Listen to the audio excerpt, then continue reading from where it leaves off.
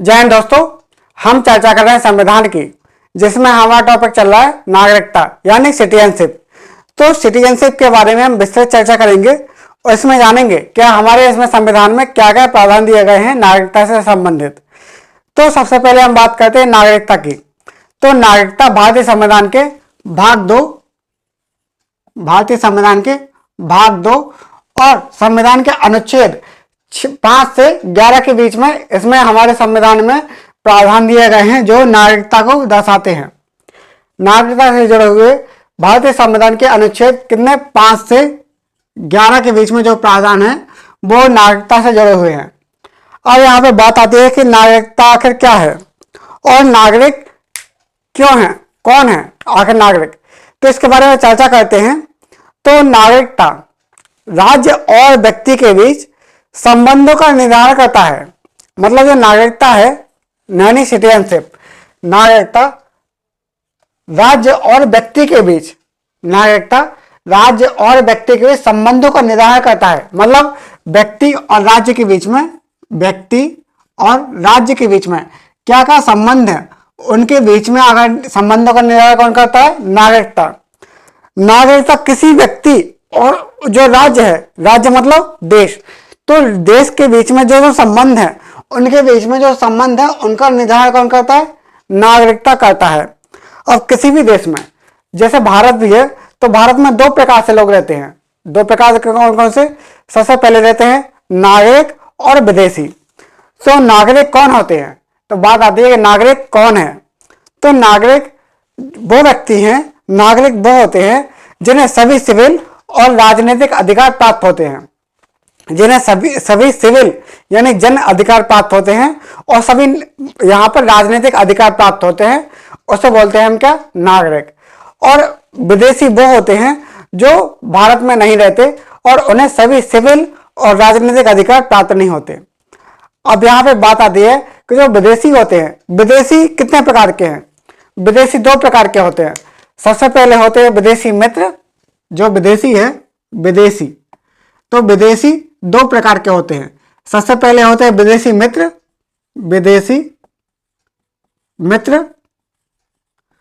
और दूसरे होते हैं क्या, विदेशी शत्रु। विदेशी मित्र और विदेशी शत्रु। तो विदेशी मित्र वो होते हैं जिनके भारत के साथ सकारात्मक संबंध है, मतलब अच्छे संबंध है, यहाँ पर लेन देन अच्छा हो रहा है, बहुत अच्छे राजनीतिक संबंध है। जबकि जो विदेशी शत्रु वो होते हैं जिनका भारत के साथ युद्ध चल रहा है, तो उनको क्या है, सभी सिविल और राजनीतिक अधिकार प्राप्त नहीं होते हैं। तो हमने देखा है नागरिकता के बारे में। अब यहाँ पर कुछ और प्रावधान भी हैं, तो हम आगे चर्चा करेंगे। तो सबसे पहले आप थोड़ा नोट कर लीजिए, नागरिकता राज्य और पहला पॉइंट लिखिए, नागरिकता राज्य और व्यक्ति के बीच संबंधों का निर्धारण करता है। नागरिकता व्यक्ति और राज्य के बीच संबंधों का निर्धारण करता है। भारत में 2 तरह के लोग रहते हैं। दूसरा पॉइंट, भारत में 2 तरह के लोग रहते हैं। नंबर 1 नागरिक और नंबर 2 विदेशी। भारत में 2 तरह के लोग रहते हैं, नंबर 1 नागरिक और दूसरा नंबर 2 विदेशी। तो जो नागरिक होते हैं किसी देश के पूर्णकालिक सदस्य होते हैं। यहां पे लिखिए, दूसरा पॉइंट, नागरिक किसी भी देश के पूर्णकालिक सदस्य होते हैं। क्या? पूर्णकालिक। नागरिक किसी यहां पर पूर्णकालिक सदस्य होते हैं। पूर्णकालिक नागरिक किसी भी देश के पूर्णकालिक सदस्य होते हैं और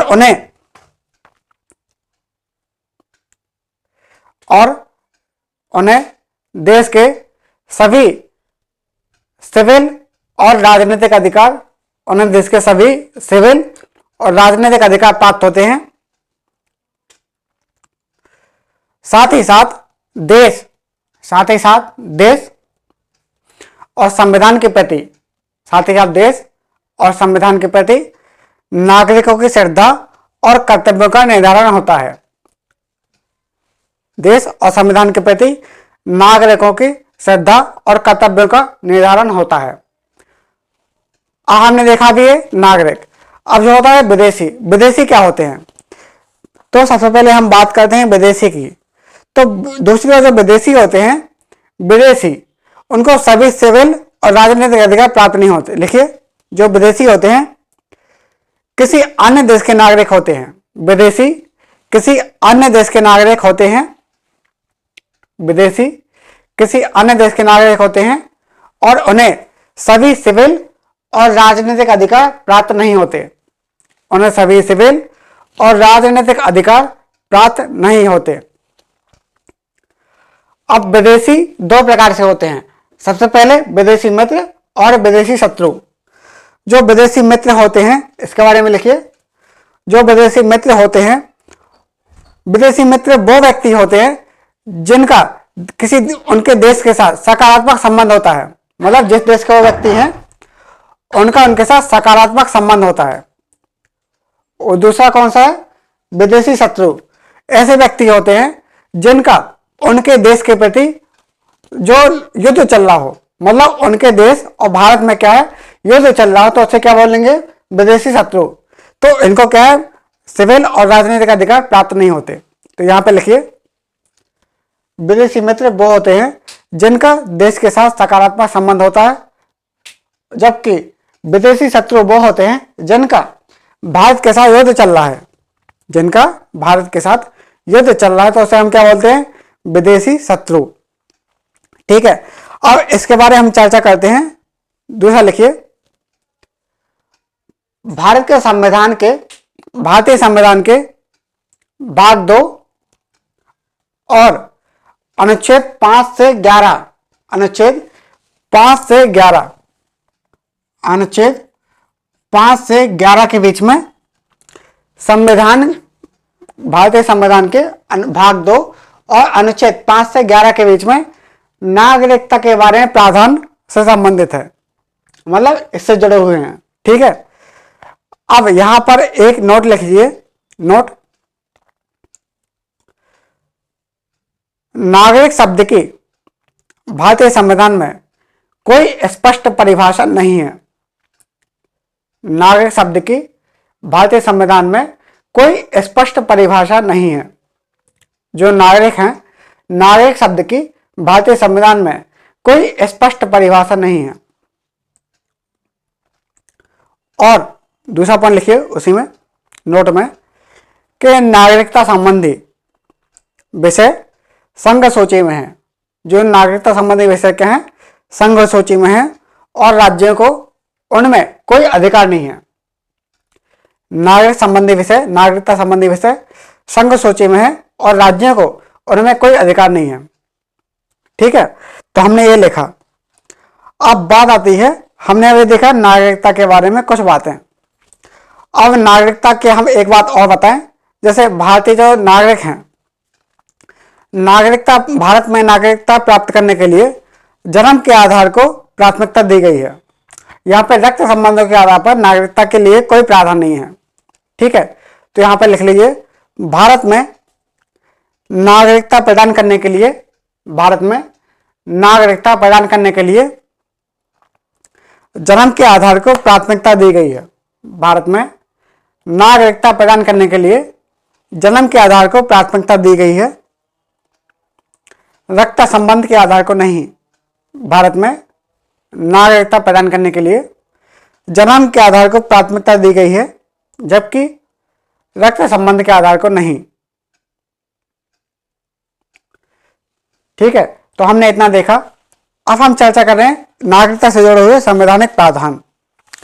तो हेडिंग डाल लीजिए, नागरिकता से जुड़े हुए संवैधानिक प्रावधान। तो इनमें कौन कौन से प्रावधान हैं नागरिकता से जुड़े हुए, हम इनके बारे में चर्चा करते हैं। जैसे हेडिंग डाल लीजिए, नागरिकता से जुड़े हुए संवैधानिक प्रावधान। ठीक है, इतना लिख लिया होगा। हम बात करते हैं नागरिकता से जुड़े हुए कुछ संवैधानिक प्रावधान हैं, उनके बारे में हम चर्चा कर लेते हैं। ठीक है, नागरिकता से जुड़े हुए संवैधानिक प्रावधान। नागरिकता से जुड़े हुए जुड़े हुए संवैधानिक प्रावधान। क्या? संवैधानिक, ठीक है, प्रावधान। तो हेडिंग डाल लीजिए नागरिकता से जुड़े हुए संवैधानिक प्रावधान। तो नागरिकता से जुड़े हुए कौन कौन से संवैधानिक प्रावधान है? तो यहां पर एक खास बात यह है कि नागरिकता से जुड़े हुए जितने भी प्रावधान है तो भारतीय संविधान केवल उन नागरिकों की, उन व्यक्तियों की चर्चा करता है जो संविधान लागू होने के समय भारत के नागरिक बने। नागरिकता यानी भारत का संविधान केवल उन व्यक्तियों के बारे में चर्चा करता है, जो भारत का संविधान है केवल उन व्यक्तियों के बारे में चर्चा करता है जो संविधान लागू होने के समय भारत के नागरिक बने। संविधान लागू कब हुआ था? 26 जनवरी 1950 को, इस दिन भारत का संविधान लागू हुआ था। तो भारत का संविधान केवल उन नागरिकों के, उन व्यक्तियों के बारे में चर्चा करता है जो संविधान लागू होने के समय भारत के नागरिक बने।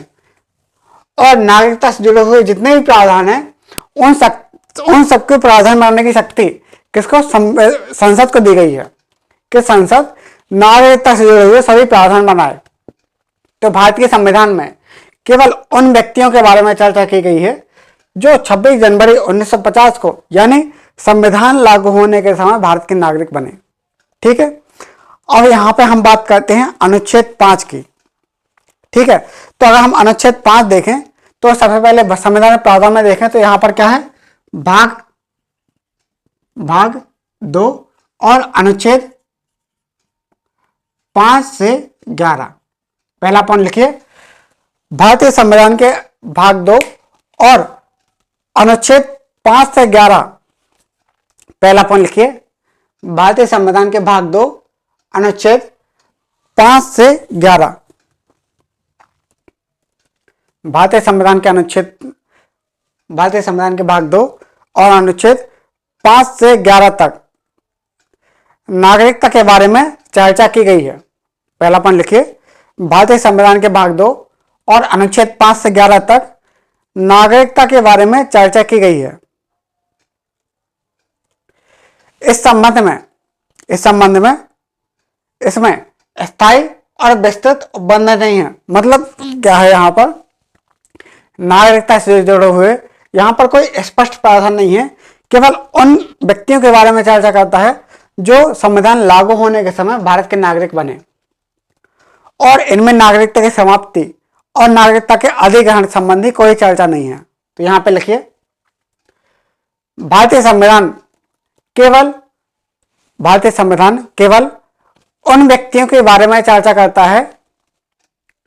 भारतीय संविधान केवल उन व्यक्तियों के बारे में चर्चा करता है जो संविधान लागू होने के समय भारत के नागरिक बने। जो संविधान लागू होने के समय भारत के नागरिक बने। और इसमें ना तो उनके अधिग्रहण और ना ही नागरिकता के हानि की चर्चा की गई है। भारतीय संविधान में ना तो नागरिकता के अधिग्रहण ना ही उनके हानि की चर्चा की गई है। तो हमने ये देखा नागरिकता के बारे में कुछ प्रावधान। अब लिखिए अनुच्छेद 5। तो अनुच्छेद 5 क्या बोलता है? अनुच्छेद 5 अगर देखा जाए तो अनुच्छेद 5 के बारे में देखा जाए तो ये विस्तृत प्रावधान करता है। मतलब यहां पर जन्म क्या रहा है वो बोलता है। यहां पे हेडिंग डाल लीजिए अनुच्छेद 5। तो अनुच्छेद 5 क्या बोलता है? अनुच्छेद 5 बोलता है कि वह व्यक्ति जो भारतीय मूल का है, जो भारतीय मूल का व्यक्ति है। तो सबसे पहले बात आती है कि भारतीय मूल आखिर क्या है? मतलब जो होता है ना भारतीय मूल का व्यक्ति। तो भारतीय मूल का व्यक्ति क्या है? तो वह व्यक्ति जिसका जन्म, जिसका खुद और उसके पेरेंट्स का जन्म अनडिवाइडेड इंडिया में हुआ हो। मतलब सबसे पहले बात करती है भारतीय मूल का व्यक्ति। भारतीय मूल का व्यक्ति, हम चर्चा करते हैं भारतीय मूल का व्यक्ति। तो आखिर भारतीय मूल का व्यक्ति क्या होता है? तो वह व्यक्ति जिसका जन्म, वह व्यक्ति जो खुद या उसके माता पिता का जन्म अनडिवाइडेड इंडिया यानी अविभाजित भारत में हुआ हो, वह व्यक्ति जिसका जन्म खुद या फिर उसके माता पिता का जन्म अविभाजित भारत में हुआ हो, मतलब वह व्यक्ति जो खुद या उसके माता पिता, वह व्यक्ति जो खुद या उसके माता पिता का जन्म अविभाजित भारत में हुआ हो। अविभाजित भारत मतलब जो भारत शासन अधिनियम 1935 था, अधिनियम 1935 के अधिनियम के तहत जो भारत था उसमें हुआ हो, अधिनियम के तहत भारत में कहां पर अविभाजित भारत है 1935 के अधिनियम, उसके अनुसार जो भारत था उसमें हुआ हो। तो लिखिए भारतीय मूल का व्यक्ति, हेडिंग डाल लीजिए भारतीय मूल का व्यक्ति। तो भारतीय मूल का व्यक्ति वो होता है जो खुद या उसके माता पिता, वह खुद या उसके माता पिता का जन्म अविभाजित भारत यानी अनडिवाइडेड इंडिया, अविभाजित मतलब जिसका भारत का विभाजन नहीं हुआ था 1947 के पहले। तो कहां पर भारत शासन अधिनियम 1935 के अनुसार जो भारत था उसके अनुसार। तो यहां पर लिखिए वह व्यक्ति जो खुद या उसके माता पिता का जन्म अविभाजित भारत में हुआ हो या 15 अगस्त 1947 को 15 अगस्त 1947 को भारत के भाग बने, 15 अगस्त 1947 को भारत के भाग बने ऐसा कोई क्षेत्र, तो उनको हम क्या बोलते हैं, भारतीय मूल का व्यक्ति। मतलब ऐसा कोई व्यक्ति है जिसका जन्म खुद या उसके माता पिता का जन्म भारत में हुआ हो, यानी भारत में कौन सा, जो अविभाजित भारत है उसमें हुआ हो। मतलब भारत शासन अधिनियम 1935 के अधिनियम के तहत जो भारतीय क्षेत्र था उसमें हुआ हो, या फिर 15 अगस्त 1947 के बाद जो भारतीय क्षेत्र बना उसका जो अधिकार क्षेत्र में है उसका जो हुआ हो, तो उसे हम बोलते हैं क्या, भारतीय मूल का व्यक्ति। तो हम बात करते हैं अनुच्छेद 5 की। तो अनुच्छेद 5 क्या बोलता है, अनुच्छेद 5 के अनुसार हम चर्चा करते हैं अनुच्छेद 5 की। तो अनुच्छेद 5 क्या बोलता है कि भारतीय मूल का व्यक्ति जो भारत का नागरिक बन सकता है, भारतीय मूल का व्यक्ति जो भारत का नागरिक बन सकता है और वो निम्न शर्तें पूरी करता है। जो भारतीय मूल का व्यक्ति है वह निम्न शर्तें पूरी करता है।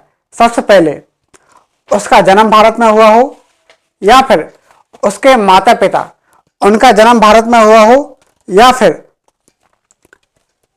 जो अनुच्छेद 5 है, अनुच्छेद 5 क्या बोलता है, अनुच्छेद 5 बोलता है कि व्यक्ति जो भारतीय मूल का जो भारत का मूल का है, मतलब भारतीय मूल का व्यक्ति, वह व्यक्ति जो भारत का नागरिक बन सकता है वह निम्न शर्तें पूरी करता है। कौन कौन सी शर्तें हैं, नंबर 1, पहले तो यहां पर खास बात है, भारतीय मूल का व्यक्ति, भारतीय मूल का व्यक्ति जो निम्न शर्तें पूरी करता है। शर्तें कौन कौन सी है, नंबर 1 यहां पर लिखिए शर्तें, वो भारतीय मूल का व्यक्ति है, वह निम्न शर्तें पूरी करता है। कौन कौन सी, नंबर 1 उसका जन्म भारत में हुआ हो, जन्म भारत में हुआ हो, ठीक है, उसका जन्म भारत में हुआ हो, या उसके माता पिता में से किसी एक का जन्म भारत में हुआ हो, सबसे पहले ये है, और उसके माता पिता में से किसी एक का जन्म भारत में हुआ हो, मतलब माता या पिता या दोनों का जन्म भारत में हुआ हो, का जन्म भारत में हुआ हो।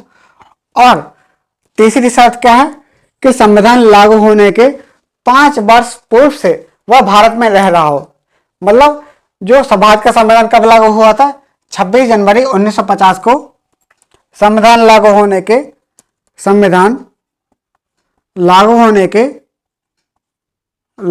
के 5 वर्ष पूर्व भारत में रह रहा हो, 5 वर्ष पूर्व से भारत में रह रहा हो, तो उसे हम क्या बोलते हैं, उसे हम नागरिकता प्रदान कर सकते हैं, उसे हम नागरिकता दे सकते हैं। कौन? भारत की सरकार यानी संसद। ठीक है, तो यहाँ पर क्या है, जन्म क्या है, भारत में हुआ हो, या उसके माता पिता का जन्म भारत में हुआ हो, या फिर संविधान लागू होने के 5 वर्ष पूर्व से, मतलब हमारा संविधान कब लागू हुआ था, 26 जनवरी 1950 को, तो संविधान लागू होने के 5 वर्ष पहले, 50 से 5 वर्ष कम किया तो कितना हुआ, 1945 से जो भारत में रह रहा हो उसको भारत की नागरिकता दी जा सकती है। ठीक है, तो हमने देखा अनुच्छेद 5। हमने क्या देखा? अनुच्छेद 5। अनुच्छेद 5 क्या बोलता है कि वह व्यक्ति जो भारतीय मूल का है, वह व्यक्ति जो भारतीय मूल का है, तो वह निम्न शर्तें पूरी करता है। कौन कौन सी शर्तें? कि नंबर 1, वह इसका जन्म भारत में हुआ हो, या माता पिता में से किसी एक का भी जन्म भारत में हुआ हो, या फिर संविधान लागू होने के 5 वर्ष पूर्व से यानी 1945 से वह भारत में रह रहा हो, तो उसको भारत की नागरिकता दी जा सकती है। ठीक है, तो हमने देखा अनुच्छेद 5। इसके बारे में थोड़ा लिखिए।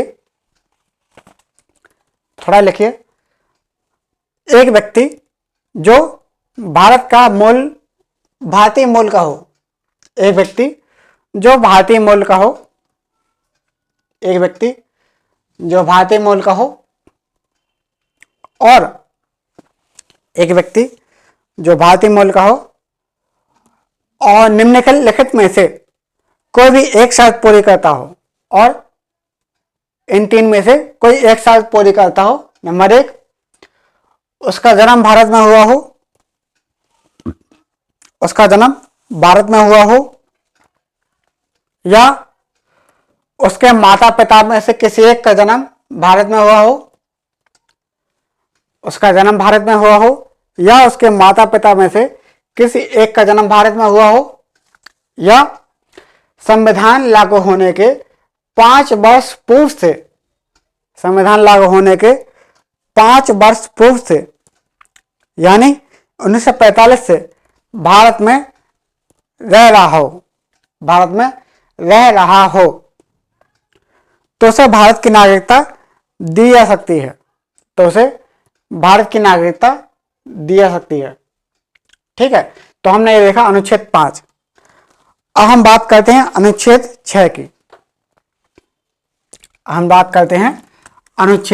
6 की। इतना तो लग गया होगा, तो इसके आप प्रॉपर नोट्स बनाते रहिए और इसको बाकायदा लिखिए।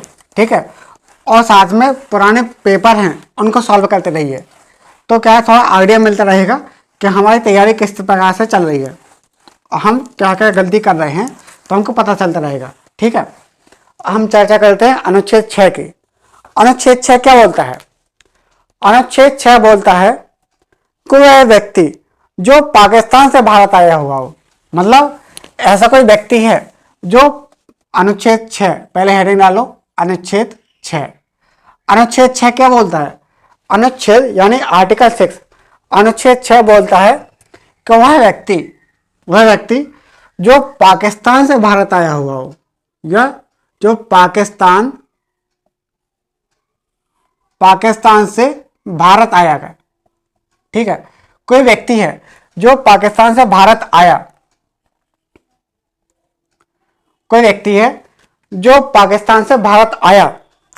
और निम्न शर्तें पूरी करता है।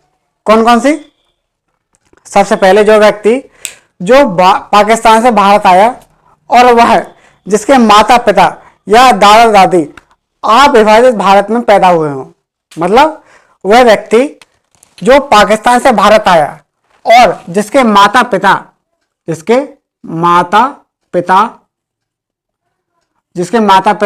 या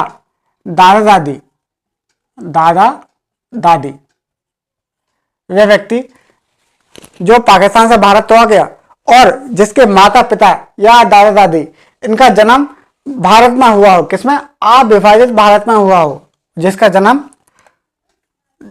जन्म अविभाजित भारत में हुआ हो। अविभाजित मतलब भारत के विभाजन के पहले जो भारत था, तो उसमें हुआ हो, अविभाजित भारत में हुआ हो, अविभाजित भारत में हुआ हो, तो वह निम्न शर्तें पूरी करता हो। कौन कौन शर्तें? सबसे पहले तो वह 19 जुलाई 1948 के पूर्व आया हो, वह 19 जुलाई 1948 के पहले आया हो, या फिर यदि वह व्यक्ति 19 जुलाई 1948 के बाद आया तो उसको 6 आवेदन देने के पहले 6 माह पहले से आवेदन देने के पहले 6 माह तक भारत में वैध तरीके से रहना पड़ेगा। मतलब जब भी वो पंजीकरण हेतु आवेदन दे रहा है उसके पहले उसको 6 माह तक 6 माह पहले तक 6 माह तक यहाँ पर भारत में रहना पड़ेगा। उसके बाद पंजीकरण के लिए आवेदन दे सकता है। ठीक है, तो यहाँ पर हमने क्या देखा? अनुच्छेद 6। अनुच्छेद 6 क्या बोलता है कि वह व्यक्ति जो पाकिस्तान से भारत आया हुआ हो और जिसके माता पिता या दादा दादी का जन्म भारत में किसमें अविभाजित भारत में हुआ हो और वह निम्न शर्तें पूरी करता हो। शर्तें कौन कौन सी है? सबसे पहले शर्तें कौन कौन सी है? शर्तें ये हैं कि सबसे पहले वो 19 जुलाई 1948 के पूर्व आया हो, या फिर यदि 19 जुलाई 1948 के बाद आता है तो उसको पंजीकरण आवेदन के पहले 6 माह तक भारत में वैध तरीके से रहना होगा। मतलब कानूनी तरीके से उसको रहना होगा, तभी उसको भारत में नागरिकता दी जा सकती है। तो हमने देखा अनुच्छेद 6। तो अनुच्छेद 6 के बारे में लिखिए। अनुच्छेद 6, एक व्यक्ति, अनुच्छेद 6 लिखिए, एक व्यक्ति जो पाकिस्तान से भारत आया हुआ हो, एक व्यक्ति जो पाकिस्तान से भारत आया हो, एक व्यक्ति जो पाकिस्तान से भारत आया हो और यदि उसके माता पिता या दादा दादी, यदि उसके माता पिता या दादा दादी का जन्म अविभाजित भारत में हुआ हो, मतलब भारत के विभाजन के पहले यदि उनका जन्म अविभाजित भारत में हुआ हो और वह निम्न दो में से कोई एक शर्त पूरी करता हो, निम्न दो में से कोई एक शर्त पूरी करता हो, मतलब यदि कोई व्यक्ति है जो पाकिस्तान से भारत आया और जिनके माता पिता या दादा दादी का जन्म अविभाजित भारत में हुआ हो तो उसको नागरिकता दी जा सकती है यदि वह 2 शर्तें पूरी करता हो। नंबर 1 लिखिए, नंबर एक, यदि वह 19 जुलाई 1948 यदि वह 19 जुलाई 1948 के पहले भारत आया हो, यदि वह 19 जुलाई 1948 के पहले भारत आया हुआ हो। नंबर 2, या फिर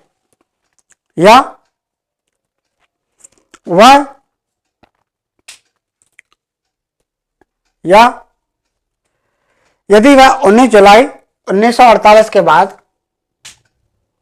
यदि वह 19 जुलाई 1948 के बाद भारत आता है, यदि वह 19 जुलाई 1948 के बाद भारत आता है तो पंजीकरण आवेदन देने से पहले उसको 6 माह पूर्व से भारत में कानूनी तरीके से या फिर वैध तरीके से रहना पड़ेगा। मतलब क्या है कि यदि कोई व्यक्ति 19 जुलाई 1948 के बाद भारत में आता है तो उसको पंजीकरण आवेदन देने से पहले 6 माह पहले से भारत में रहना पड़ेगा। उसके बाद पंजीकरण के लिए आवेदन दे सकता है भारत की नागरिकता प्राप्त करने के लिए और उसको नागरिकता प्रदान की जा सकती है। तो हमने देखा अनुच्छेद 6। अब लिखिए अनुच्छेद 7। हमने अनुच्छेद 6 देखा, अब देख रहे हैं अनुच्छेद 7 के बारे में। मतलब जो पाकिस्तान से भारत आ गया था उसके बारे में हमने देखा। अनुच्छेद 6 के बारे में हम चर्चा कर रहे हैं अनुच्छेद 7 की। तो हेडिंग डाल लीजिए अनुच्छेद 7। अनुच्छेद 7 क्या है और क्या बोलता है, हम इसके बारे में देखते हैं। तो हेडिंग डाल लीजिए अनुच्छेद 7। अनुच्छेद 7 क्या है, हम इसके बारे में चर्चा करते हैं। तो सबसे पहले बात आती है कि अनुच्छेद 7 क्या बोलता है। अनुच्छेद 7 बोलता है कि एक व्यक्ति है जो 1 मार्च 1947 के बाद, 1 मार्च कब, 1 मार्च, एक व्यक्ति जो 1 मार्च 1947 के बाद, एक व्यक्ति जो 1 मार्च 1947 के बाद भारत से पाकिस्तान चला गया, भारत से पाकिस्तान चला गया, लेकिन वह पाकिस्तान से भारत लौट आया। मतलब सबसे पहले वो क्या हुआ, 1 मार्च 1947 के बाद वह पाकिस्तान चला गया, वहां पर देखा अरे ये कहाँ पे आ गए, ये तो नरक में आ गए, यहाँ पर हमारे पास बहुत जुल्म हो रहा है, चलो चलो चलो चलो, मतलब यहाँ से क्या तुरंत भारत आ गया। मतलब और पाकिस्तान से कहाँ आ गया, भारत आ गया, भारत लौट के आ गया, मतलब लौट के बुद्धू घर को आए। क्या है, एक व्यक्ति है, कोई व्यक्ति है जो भारत से पाकिस्तान चला गया, कब, 1 मार्च 1947 के बाद, लेकिन वह पाकिस्तान से भारत आ गया, पाकिस्तान से भारत वापस आ गया, पाकिस्तान से भारत वापस आ गया, कब, 1 मार्च 1947 के बाद। 1 मार्च 1947 के बाद कोई व्यक्ति जो भारत से पाकिस्तान चला गया, लेकिन पाकिस्तान में वहां पे देखा कि अरे हमारे साथ तो बहुत जुल्म हो रहा है, हम कहाँ पे आ गए, हम नमक पे आ गए हैं, चलो चलो चलो वापस चलते हैं। तो वहां से क्या हुआ, ये पाकिस्तान से भारत आ गया, वापस आ गया, तो उसको भारत की नागरिकता दी जा सकती है यदि आवेदन देने के बाद उसने 6 माह भारत में रुकना पड़ेगा। मतलब पंजीकरण आवेदन देने के बाद उसको 6 माह भारत में रुकना पड़ेगा। ठीक है, तो यहां पे लिख लीजिए, यहां पे लिख लीजिए पंजीकरण, हाँ, अनुच्छेद 7 लिख लीजिए। एक व्यक्ति जो 1 मार्च 1947 के बाद, एक व्यक्ति जो 1 मार्च 1947 के बाद, एक व्यक्ति जो 1 मार्च 1947 के बाद भारत से पाकिस्तान गया, एक व्यक्ति जो 1 मार्च 1947 के बाद भारत से पाकिस्तान गया, लेकिन एक व्यक्ति जो 1 मार्च 1947 के बाद भारत से पाकिस्तान गया, लेकिन बाद में फिर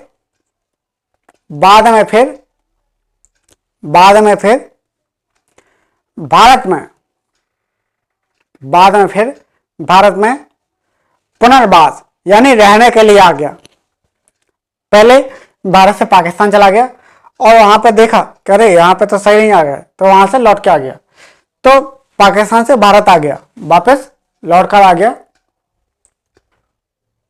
तो वह भारत का नागरिक बन सकता है, वह भारत का नागरिक बन सकता है यदि वह भारत का नागरिक बन सकता है यदि उसे, लेकिन उसे पंजीकरण आवेदन देने के बाद 6 माह तक भारत में रहना पड़ेगा। उसे पंजीकरण आवेदन देने के बाद 6 माह तक भारत में रहना पड़ेगा।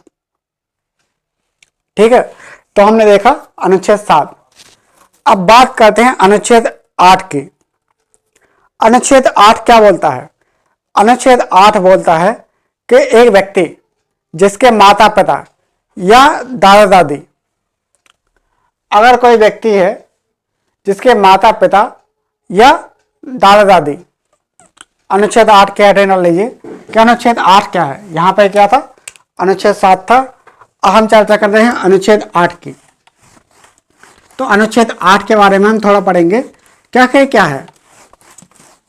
तो भारतीय संविधान का अनुच्छेद 8 क्या बोलता है?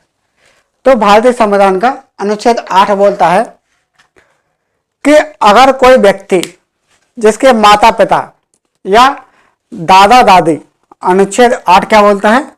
अनुच्छेद 8 बोलता है कि यदि कोई व्यक्ति जो भारत के बाहर रहता हो, मतलब विदेश में रहता हो, और जिसके माता पिता या दादा दादी, माता पिता या दादा दादी। सबसे पहले वह भारत से बाहर रहता हो, यानी भारत से बाहर, भारत से बाहर रहता हो यानी विदेश में रहता हो। ठीक है, सबसे पहले क्या है, भारत से बाहर रहता हो। और दूसरी बात, उसके माता पिता, उसके माता पिता, उसके माता पिता या दादा दादी, दादा दादी, उसके दादा या दादी, इनका जन्म भारत में हुआ हो। किसमें? अविभाजित भारत में हुआ हो। इनका जन्म कहां पे हुआ हो? जन्म हुआ हो अविभाजित भारत में, अविभाजित भारत। और भारत कौन सा है? भारत वो है जो भारत शासन अधिनियम 1935 के तहत जो भारत था उसके अनुसार अगर भारत में हुआ हो तो उसको नागरिकता प्रदान की जा सकती है, जब उसको पंजीकरण के द्वारा उसको नागरिकता प्रदान की जा सकती है। ठीक है, तो यहां पर थोड़ा लिखिए अनुच्छेद 8। अनुच्छेद 8 क्या बोलता है कि एक व्यक्ति, अनुच्छेद 8 बोलता है कि एक व्यक्ति जिसके माता पिता या दादा दादी, जिसके माता पिता या दादा दादी अविभाजित भारत में पैदा हुए हों, जिसके माता पिता या दादा दादी अविभाजित भारत में पैदा हुए हों, लेकिन एक व्यक्ति जिसके माता पिता या दादा दादी अविभाजित भारत में पैदा हुए हों, कोष्ठक में लिख सकते हैं 1935 के अधिनियम के अनुसार भारत, 1935 के अधिनियम के अनुसार भारत इसमें हुआ हो, लेकिन वह भारत के बाहर रह रहा हो, लेकिन वह भारत के बाहर रह रहा हो तो पंजीकरण द्वारा भारत की नागरिकता प्राप्त कर सकता है। तो पंजीकरण के द्वारा यानी बाय रजिस्ट्रेशन के द्वारा वह भारत की नागरिकता प्राप्त कर सकता है। पंजीकरण, तो पंजीकरण के द्वारा वह भारत की नागरिकता प्राप्त कर सकता है। तो हमने देखा अनुच्छेद 8, अनुच्छेद 8। तो जो भारत के जो अनुच्छेद हैं, यहाँ पर बात के अनुच्छेद, संविधान के अनुच्छेद 5, 6, 7, 8, 5, 6, 7, 8 में क्या है? 5, 6, 7, 8 में वो यह बोलता है कि अगर कोई व्यक्ति जिसका जन्म भारत में हुआ हो या फिर जो पाकिस्तान से भारत आया, जो भारत से पाकिस्तान चला गया और वहां से जो भारत आया, और कोई व्यक्ति जो विदेश में रहता है वो भी नागरिकता प्राप्त कर सकता है पंजीकरण के द्वारा। ठीक है, तो ये क्या है, भारतीय संविधान के अनुच्छेद 5 से 8 के बारे में हमने जान लिया। हम चर्चा करते हैं अनुच्छेद 9 की। अनुच्छेद 9 क्या बोलता है? अनुच्छेद 9 बोलता है त्याग। अनुच्छेद 9 किसके बारे में चर्चा करता है? त्याग के बारे में, कि नागरिकता किस प्रकार से चली जाएगी, मतलब किस प्रकार से नागरिकता का त्याग हो सकता है, किस प्रकार से नागरिकता जा सकती है। अनुच्छेद 9 क्या बोलता है? अनुच्छेद 9 क्या बोलता है हम देख सकते हैं, जैसे हेडिंग डाल लीजिए अनुच्छेद 9। अनुच्छेद 9 क्या बोलता है? अनुच्छेद बोलता है 9, इसको हम त्याग के अनुसार देख सकते हैं। क्या? त्याग। याद करने के लिए हम त्याग ध्यान रख सकते हैं। तो अनुच्छेद 9 यह बोलता है कि वह व्यक्ति भारत का नागरिक नहीं होगा जो स्वेच्छा से किसी अन्य देश की नागरिकता ग्रहण करता है। मतलब वह व्यक्ति भारत का नागरिक नहीं होगा जो स्वेच्छा से बिना किसी दबाव के अपनी इच्छा के अनुसार किसी अन्य देश की नागरिकता ग्रहण करता है, मतलब किसी अन्य देश की नागरिकता प्राप्त करता है बिना किसी दबाव के। मतलब वहां पर किसी को कोई दबाव नहीं आ रहा है, मतलब किसी चाकू दिखा के या बंदूक दिखा के उससे नहीं बोला कि यहाँ की नागरिकता ग्रहण कर लो। मतलब स्वेच्छा से अगर वह किसी अन्य देश की नागरिकता ग्रहण करता है तो उसके भारत की नागरिकता स्वतः ही चली जाएगी। अगर जिसने किसी अन्य देश की नागरिकता एक्सेप्ट करी हो, मतलब वहां की नागरिकता ग्रहण करी हो, तो उसकी नागरिकता स्वतः ही चली जाएगी। तो ये क्या हो जाएगा? भारतीय संविधान का अनुच्छेद 9। यहां पर लिखिए भारतीय संविधान का अनुच्छेद 9, हेडिंग डाल लीजिए कि वह व्यक्ति भारत का नागरिक नहीं होगा या वह व्यक्ति भारत का नागरिक नहीं होगा या भारत का नागरिक नहीं माना जाएगा, कि वह व्यक्ति भारत का नागरिक नहीं होगा या नागरिक नहीं माना जाएगा जो स्वेच्छा से किसी अन्य देश की नागरिकता ग्रहण करता है, जो स्वेच्छा से किसी अन्य देश की नागरिकता ग्रहण करता है। तो हमने देखा अनुच्छेद 9। हम चर्चा करते हैं अनुच्छेद 10 की। तो भारतीय संविधान का अनुच्छेद 10 क्या बोलता है? जो भारतीय संविधान का अनुच्छेद 10 ये चर्चा करता है, हेडिंग डाल लीजिए अनुच्छेद 10।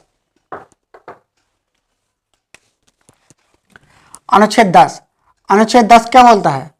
भारतीय संविधान का अनुच्छेद 10 बोलता है कि प्रत्येक व्यक्ति जो भारत का नागरिक है, प्रत्येक व्यक्ति जो भारत का नागरिक है या नागरिक समझा जाता है, वह व्यक्ति जो भारत का नागरिक है या समझा जाता है, वह ऐसा नागरिक बना रह सकता है यदि इस प्रकार का कानून या विधि संसद बनाए। कि यदि कोई व्यक्ति भारत का नागरिक है या भारत का नागरिक समझा जाता है तो भारत का नागरिक बना रह सकता है यदि संसद इस प्रकार का कोई कानून बनाए, यदि संसद इस प्रकार का कोई कानून बनाए। ठीक है, तो हमने देखा अनुच्छेद 9। अनुच्छेद 9 क्या अनुच्छेद 10, अनुच्छेद 10 क्या बोलता है कि वह व्यक्ति जो भारत का नागरिक है या भारत का नागरिक समझा जाता है तो वह भारत का नागरिक बना रह सकता है यदि इस संसद इस प्रकार का कोई कानून बनाए। तो लिखिए अनुच्छेद 10, अनुच्छेद 10, प्रत्येक व्यक्ति जो भारत का नागरिक है, प्रत्येक व्यक्ति जो भारत का नागरिक है या समझा जाता है, प्रत्येक व्यक्ति जो भारत का नागरिक है या समझा जाता है, समझा जाता है, वह ऐसा नागरिक बना रह सकता है, वह भारत का नागरिक बना रह सकता है यदि संसद इस प्रकार की कोई विधि बनाए, इस प्रकार की कोई विधि बनाए। प्रत्येक व्यक्ति जो भारत में का नागरिक है या नागरिक समझा जाता है, वह भारत में नागरिक बना रह सकता है यदि इस प्रकार की कोई विधि संसद बनाए। ठीक है, तो हमने देखा अनुच्छेद 9। अब चर्चा करते हैं अनुच्छेद 10 देखा हमने, सॉरी अनुच्छेद 10। अब चर्चा करते हैं अनुच्छेद 11 की। तो अनुच्छेद 11 ये क्या बोलता है? हेडिंग डाल लीजिए अनुच्छेद 11। तो अनुच्छेद 11 क्या बोलता है? अनुच्छेद 11 बोलता है, अनुच्छेद 11, अनुच्छेद 11 बोलता है कि भारत की संसद को यह अधिकार है कि नागरिकता के अर्जन, नागरिकता के अर्जन और समाप्ति तथा नागरिकता से संबंधित जो अन्य प्रावधान है वो उनसे जुड़े हुए कानून बनाए। मतलब संसद को भारत में, जैसे हमारे संविधान में केवल नागरिकता की इतनी चर्चा है जो भारत के संविधान लागू होने के समय भारत के नागरिक बने, लेकिन संसद को यह अधिकार है, लेकिन संसद को यहाँ पर भारत के संविधान में इसकी चर्चा नहीं करी गई है कि किसी व्यक्ति की नागरिकता किस प्रकार से प्राप्त करेगा या उसकी नागरिकता समाप्त कैसे होगी, इसके बारे में चर्चा नहीं करता है। तो यह भारत के संविधान में संसद को यह अधिकार दिया गया है, संसद को उसने यह अधिकार दिया है कि संसद इस प्रकार का कोई कानून बनाए जो नागरिकता के अधिग्रहण या उसकी समाप्ति या उसकी हानि इनके बारे में या नागरिकता से जुड़े हुए जितने भी प्रावधान है उन सभी के बारे में जो प्रावधान है वो उनको बनाए और कानून वगैरह बनाए। ठीक है, तो इसके बारे में संसद को यह अधिकार देता है कि नागरिकता से जुड़े हुए अन्य प्रावधान बनाए या सभी प्रकार से कानून बनाए। ठीक है, तो यहाँ पे थोड़ा नोट कर लीजिए अनुच्छेद 11। अनुच्छेद 11 के अनुसार, अनुच्छेद 11 के अनुसार संसद को यह अधिकार है, अनुच्छेद 11 के अनुसार संसद को यह अधिकार है कि वह संसद को यह अधिकार है कि वह नागरिकता के अर्जन और समाप्ति, संसद को यह अधिकार है कि वह नागरिकता के अर्जन और समाप्ति तथा अनुच्छेद 11 के अनुसार संसद को यह अधिकार है कि वह नागरिकता के अर्जन और समाप्ति तथा नागरिकता से जुड़े हुए अन्य सभी विषयों के संबंध में प्रावधान बनाए। अनुच्छेद 11 के अनुसार संसद को यह अधिकार है कि वह नागरिकता के अर्जन और समाप्ति तथा उससे संबंधित अन्य सभी प्रावधान बनाए। तो यह हमने देखा अनुच्छेद 11। हमने क्या देखा? अनुच्छेद 11। तो यहां तक हमने अनुच्छेद 11 तक हमने चर्चा की गई है। और यहां पर हमने देखा कि जैसे संसद को यह अधिकार है कि नागरिकता के अर्जन या उनकी समाप्ति, और नागरिकता से जुड़े हुए अन्य सभी प्रावधान बनाए। जैसा कि हम जानते हैं कि भारत के संविधान में केवल उन व्यक्ति के बारे में चर्चा की गई है जो भारत के संविधान लागू होने के समय भारत के नागरिक थे, लेकिन उसके बाद नागरिकता किस प्रकार से प्राप्त होगी इसके बारे में भारतीय संविधान में कोई चर्चा नहीं की गई है। तो इसको हम जानेंगे। तो इसके लिए भारतीय संसद ने एक अधिनियम बनाया, नागरिकता अधिनियम 1955। भारतीय संसद ने एक अधिनियम बनाया, जैसे भारत के संसद को अधिकार है कि भारत की जो नागरिक हैं या फिर नागरिकता प्राप्त करने के लिए जो उपबंध हैं या उनकी समाप्ति के बारे में कोई कानून बनाए, तो संसद को यह अधिकार है। तो भारतीय संसद ने एक अधिनियम बनाया, क्या? नागरिकता अधिनियम 1955। नागरिकता अधिनियम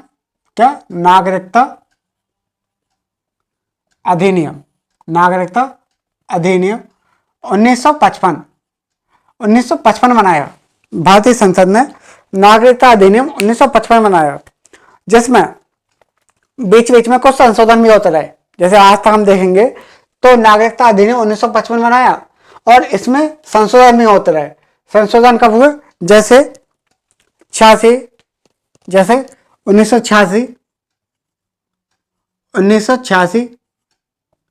2003, 2005, 2015, 2019,